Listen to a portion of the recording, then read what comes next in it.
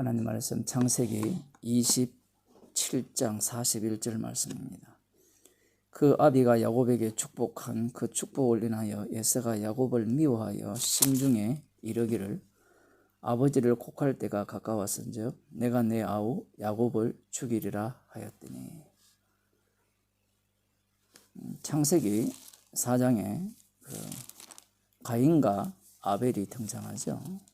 여호와 하나님께서 아벨과 그 제물은 받으시고 가인과 그 제물을 받지 않으심으로 말미암아 가인이 아벨을 살해합니다. 오늘 본문도 그와 비슷한 내용이 담겨 있죠.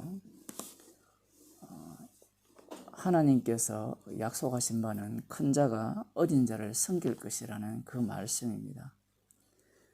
그 말씀대로 되어졌음에도 불구하고 에서는 아버지 이삭이 축복한 그 축복을 받아들일 마음이 전혀 없습니다. 왜냐하면 장자에 대한 그 장자권에 대한 축복은 자신이 받아야 마땅하다라고 생각하기 때문에 그래요. 야곱보다 먼저 태어났기 때문에 자신은 장자가 받아야 될 축복을 받는 것이 당연하다라는 겁니다. 지금의 상황은 자신이 받아야 할 그 축복을 아우 에서에게 뺏겼다라고 생각하는 거예요. 이 땅에 살아가는 것 자체가 저주받은 인생이요, 저주받아 마땅한 인생이라 이렇게 생각하지 않습니다. 왜냐하면 그의 아버지 이삭도 마찬가지고 그러한 어떤 생각을 아버지로부터 물려받았기 때문이에요. 당연함이 문제가 되는 겁니다. 지금 에서가 그 아비 이삭이 야곱에게 축복한 그 축복 때문에 에서가 야곱을 미워합니다. 그러면서 이 마음속 깊이 이 아버지를 곡할 때가 되었으니까, 아버지가 돌아가실 때가 되었으니까 아버지가 돌아가시면 내 아우 야곱을 죽이고 말겠다라는 마음이 이렇게 생긴 겁니다. 이런 마음은 자기 마음을 다스린다고 해서 사라질 것이 아닙니다. 왜냐하면 주님께서 지금 에서를 격동시켰기 때문에 그래요. 말씀이 없었다면 지금 이러한 문제가 발생되지 않았습니다. 당연히 에서가 축복을 받아야 되겠죠. 그런데 태중에서 싸우고 큰 자가 어린 자를 섬길 것이라는 말씀을 하심으로 말미암아 야곱은 그 말씀을 자기의 축복으로 낚아채버리고 그 일로 인하여서 실제로 에서는 받을 축복이 아무것도 없이 저주만 받는 그러한 형국이 된 겁니다. 사실은 이런 모든 상황들은 에서를 분노하게 하는 그러한 어떤 상황으로 말씀이 그렇게 만들었고 또 야곱이 그렇게 한 겁니다. 이렇게 축복을 받았다면 그러면 끝났지 않느냐라고 생각할지 모르지만 하나님께서 이렇게 말씀을 주신 이후에 그 말씀대로 되어지는 것 때문에 이제 그 축복을 받은 당사자는 죽임을 당해야 하는 그러한 위기에 처하는 겁니다.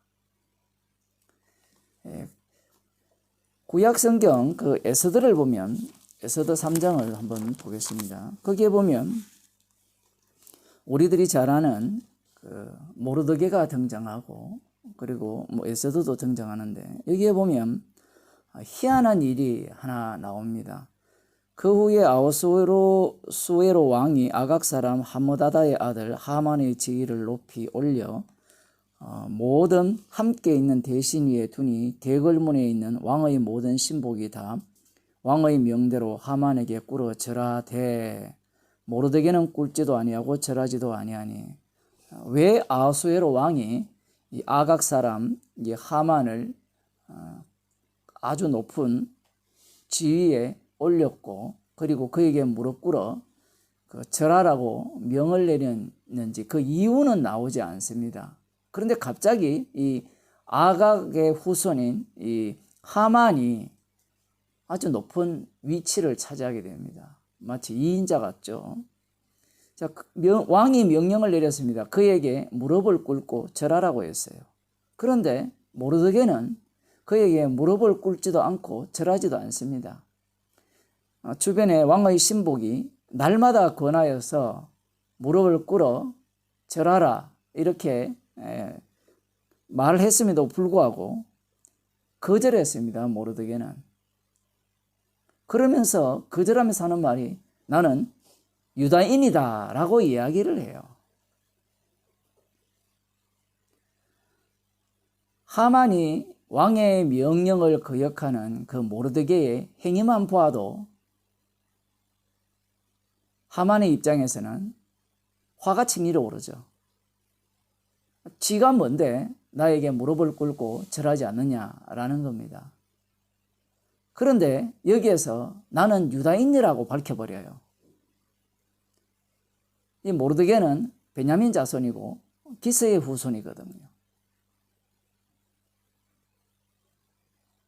아각의 후손이라는 것은 여러분이 잘 아시다시피 사무엘상 15장에 등장하는 사울 왕이 아말렉과의 전쟁을 할 때 그 아각 왕을 살려줬죠.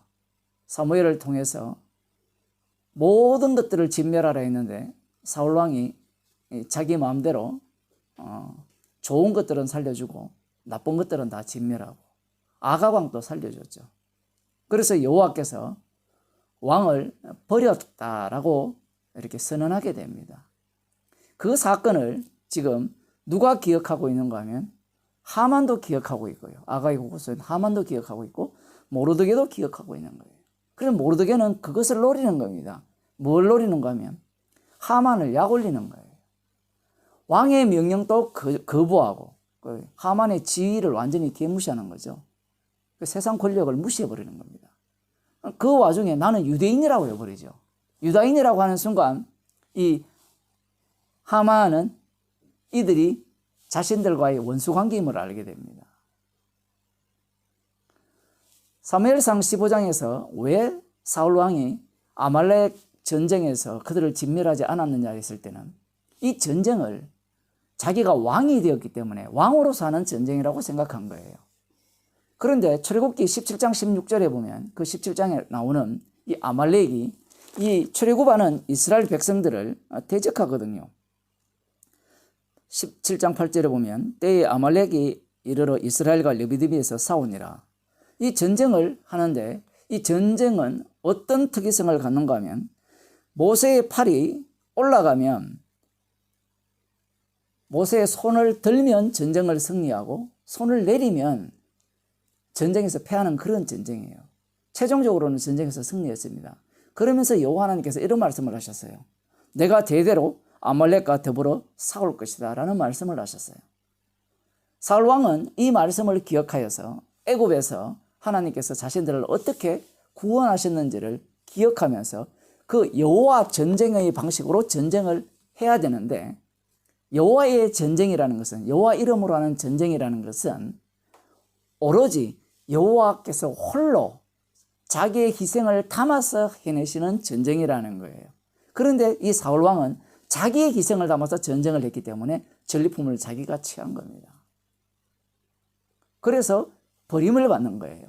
지금 에스더 3장에 나오는 이 하만과 모르드게의 관계도 다르지 않죠. 그런데 놀라운 것은 지금 상황은 이미 성전을 짓기 위해서 1차 바벨론 포로에서 돌아갔거든요. 이 바사에서 고레스 왕이 명을 내려서 성전이 이미 516년에 BC 516년에 다 지어진 상황이에요.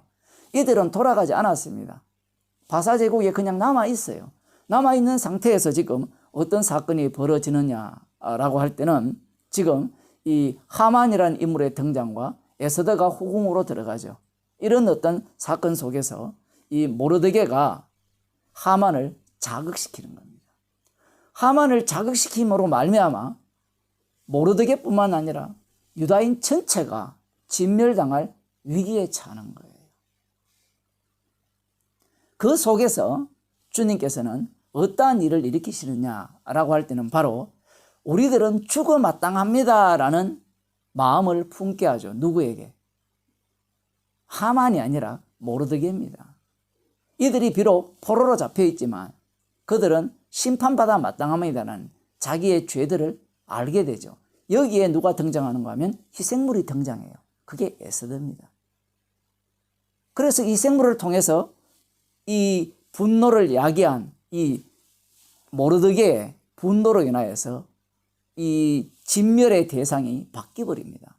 유다인을 대적하는 자들을 진멸하죠. 이 일로 인하여서 어떤 일이 발생하느냐. 이 바사 제국이 상당히 넓거든요. 그 많은, 그 넓은 그 제국, 그곳에 많은 사람들이 유다인이 되기 시작하는 거예요. 약 올리는 자를 만들어서 그 약 올리는 자가 미움받고 진멸당할 위기에 처해서 그들을 희생 제물로 삼아서 제사장 나라를 만든 거예요. 그 제사장 나라를 만들어서 이 자기 백성을 구원하는 그 속으로 이들을 집어넣는 겁니다. 오늘날 성도의 삶도 다르지 않습니다. 성도들은 이 세상에서 약 올리는 자죠. 십자가 복음 자체가 약 올리는 겁니다. 복음을 이야기하게 되면 이 복음을 모르는 자들은 분노가 끓어오르죠. 왜 끓어오릅니까? 인간을 인정하지 않습니다. 모두 죄인이라고 하죠. 십자가 지신 예수님을 위한 세상이라고 이야기합니다. 그분의 주대짐을 전가하기 위한 세상이라고 이야기를 하니까, 우리가 뭘 해도 죄라고 이야기하니까, 우리가 무슨 짓을 하더라도, 어떤 선한 행위를 하더라도 천국에 갈 수 없다라고 하니까, 뭘 해도 지옥 가야 마땅하다라고 이야기하기 때문에 오늘날 성도는 약 올리는 자가 되고, 약 올리기 때문에 주님께서 만드신 제사장 나로서의 그 제사장 기능을 감당하게 됨으로 말미암아 주께서 영생 주기로 작정된 자들을 다 끌어모으시는 겁니다. 기도하겠습니다. 하나님 아버지, 우리를 이 땅에 제사장 나로 삼으셔서 희생 제물로 만드시기 위해서 성령의 말하게 하심을 따라 말하는 모든 내용들이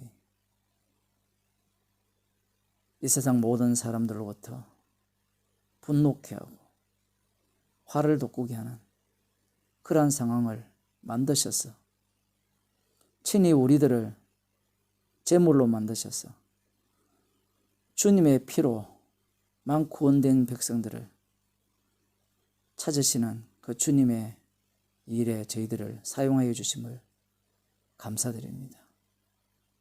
미움받는 것이 당연하며 제물되는 것이 당연함으로 여길 수 있는 저희들 되게 하옵소서. 예수님 이름으로 기도드리옵나이다.